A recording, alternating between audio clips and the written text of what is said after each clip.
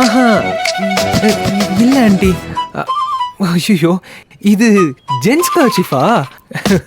ஐயோ பாருங்களேன், எனக்கு அது கூட தெரியல. ஆண்டி சாரி, இது உங்க கர்ச்சீஃப் நினைச்சு நான் அங்கிருந்து எடுத்துட்டு வந்தேன்.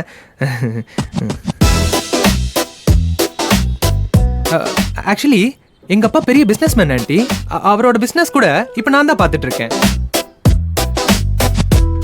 ஐயோ, வீட்டுக்கு ஒரே பையன், நல்லா படிச்சிருக்கேன்.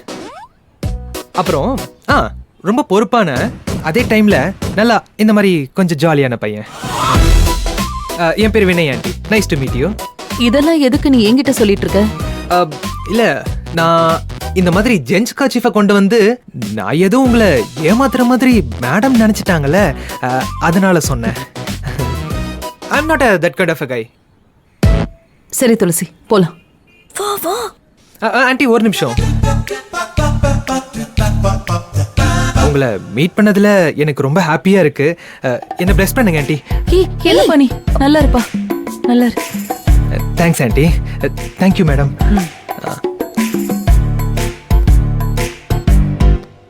என்ன துளசி இது? யார் என்னன்னு தெரியல, அவனே வந்தான், பேசினான், கால்ல விழுந்தான், போயிட்டான். என்ன எதுன்னு ஒண்ணு புரியலையே.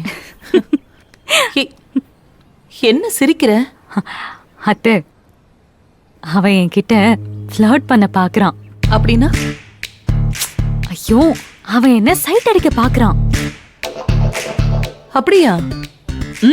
ஆமா, என்ன ஃபாலோ பண்ணிட்டு வந்திருக்கான். என்னது, ஒன்னு ஃபாலோ பண்றானா? ஆமா அத்தை, என்ன இம்ப்ரெஸ் பண்ண வந்திருக்கான். ஆனா சும்மா சொல்லக்கூடாது அத்தை, பையனுக்கு தைரியம் தான். நேர்லயே வந்து பேசிட்டு போறான் பாத்தீங்களா? அவ்வளவு தைரியம் அவனுக்கு? அவனு என்ன? அத்தை அத்தை இருங்க, என்ன பண்றீங்க? விடுங்க அத்தை. எத்தனை பேர் என்ன ஃபாலோ பண்ணாலும், யார் என்ன இம்ப்ரெஸ் பண்ண நினைச்சாலும், என் மனசுல அன்பு மாமா இருக்கிற இடத்த யாராலையும் பிடிக்க முடியாது. ஐயோ துளசி, உன்னோட இந்த காதலும் பாசமும் அன்புக்கு புரியவே மாட்டேங்குதே. இப்படி எவன்கிட்டயோ ஏமாந்தவகிட்ட அவன் ஏமாந்து போய் நிக்கிறான் பாரு. ஏண்டி அவன் உன்னை புரிஞ்சுக்க மாட்டேங்கிறான்? கொஞ்சம் விட்டு பிடிப்போம் அத்தை. நீங்க கவலைப்படாதீங்க, வாங்க.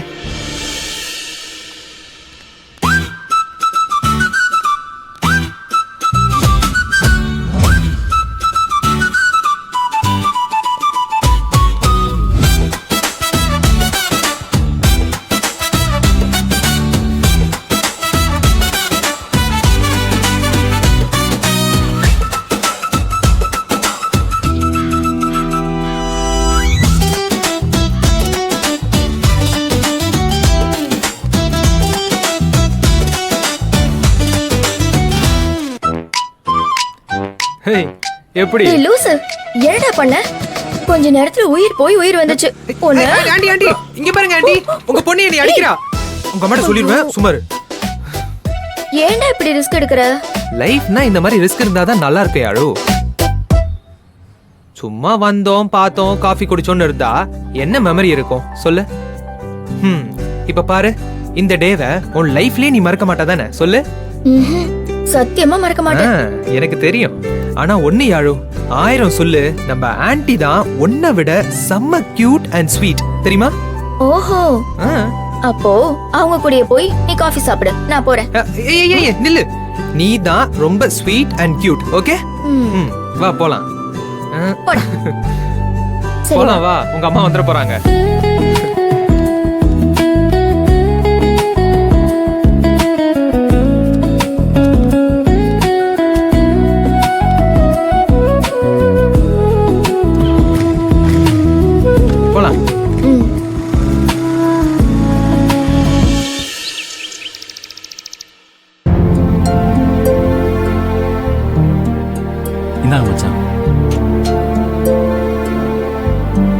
கோகிலாக்கா வீட்டுக்கு வந்து சாப்பிட்டுருக்கோம். இதே மாதிரி ஆனந்தி வீட்டுக்கும் போகணும். இன்னைக்கு ஒரு நாளோட முடியாம இதே மாதிரி கோகிலாக்காவும் ஆனந்தியும் அவங்க வாழ்க்கையை சந்தோஷமா வாழணுங்கிறது தான் எங்க எல்லாரோட ஆசையும். ஆசைப்பட்டா மட்டும் போதுமா? அதுக்கான முயற்சி யார் எடுக்கிறது? உட்காருங்க உட்காருங்க. மாமா நீங்க வந்து உட்காருங்க. ம் வா. உட்காருங்க.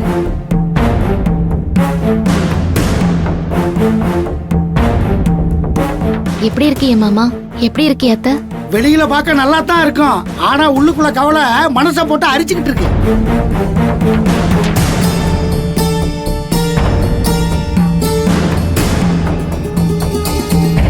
வேலுவையும் வர சொல்லிருக்கீங்களா? நீங்க எப்ப வந்தீங்க? இப்பதான் கொஞ்ச நேரத்துக்கு முன்னாடி தான் வந்தோம். ஏதாச்சும் ஒரு பிரச்சனைனா எல்லாரும் ஒன்னா வந்து நிக்கிறது தானே சம்பந்தி வீட்டோட ஸ்பெஷல.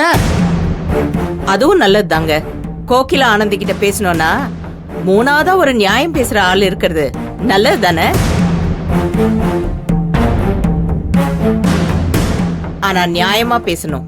பிரச்சனையா இருக்கிறது என் அக்கா தங்கச்சிங்க வாழ்க்கை. நியாயமா பேசலனா பாதிக்கப்பட போறது யாருன்னு எனக்கு தெரியும். இனி புதுசா பாதிக்க என்ன இருக்கு? ஏற்கனவே நடந்தது சரி பண்ணதான் முதல்ல வழி பார்க்கணும். என்கிட்ட பேசணும்னு வர சொன்னீங்கன்னு அக்காவும் மாமாவும் சொன்னாங்க. உன்கிட்ட இல்லம்மா, உன் வீட்டுக்காரர்கிட்ட தான் பேசணும். சொல்லுங்கய்யா. தம்பி, 2 கல்யாணம் நடந்தது, 2மே கேள்விக்குறியாவுல இருக்கு.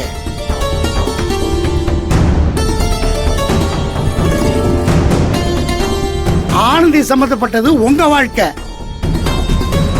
ஆனா கோகிலா சம்பந்தப்பட்டது என் புள்ளையோட வாழ்க்கை. ஏற்கனவே உங்க கல்யாணம் முடிஞ்சதுமே பஞ்சாயத்துல நான் பேச சொன்னேன், ஆனந்தி முடியாதுன்னு சொல்லிடுச்சே. அப்பா, பழைய விஷயத்தெல்லாம் இப்ப ஏன்பா பேசணும்? இல்லப்பா இல்லப்பா, பழைய விஷயமெல்லாம் இல்ல. நான் பேச நினைக்கிற விஷயமே வேற. பழச பேசுறதுக்காக நாங்க வேலை மெனக்கட்டு ஊர்ல இருந்து கிளம்பி எல்லாம் வரல. நம்ம விஷயத்த 3வது மனுஷங்கள்ட்ட ஏன் பேசணும்னு நீங்க பஞ்சாயத்து வேண்டாம்னு சொல்லிட்டீங்க.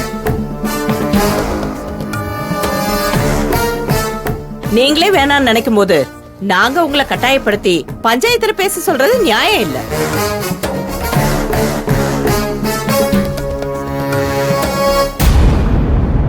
ஆனா நாங்க எங்க ஊர்லயும் சொந்தக்காரங்கள்ட்டையும் பதில் சொல்ல வேண்டிய கட்டாயத்துல இருக்கோம். கல்யாணம் ஆகி என் புள்ள வாழாம இருக்கானேன்னு நேரடியா கேக்குறவங்கல இருந்து இவங்க கல்யாணத்தப்ப கல்யாணம் முடிச்சவங்க இடுப்புல ஒண்ணும் வயித்துல ஒண்ணுமா போறத பாக்குற வரைக்கும் எங்க புள்ள வாழ்க்கையை நினைச்சு நாங்க மறுக்கிட்டு இருக்கோம். ஏங்க, அதான் நான் ஆனந்தி கழுத்துல தாலி கட்டிட்டேனே. கல்யாணம் ஆகாத வரைக்கும் பிரச்சனையா இருக்குன்னு நீங்க சொன்னது சரி. இப்ப என்ன பிரச்சனை? தாலி கட்டினா போதுமா? சேர்ந்து வாழணும்ல. புருஷன் ஒரு பக்கம் பொண்டாட்டி ஒரு பக்கம் வாழ்ந்தா கல்யாணத்துக்கு என்ன அர்த்தம்?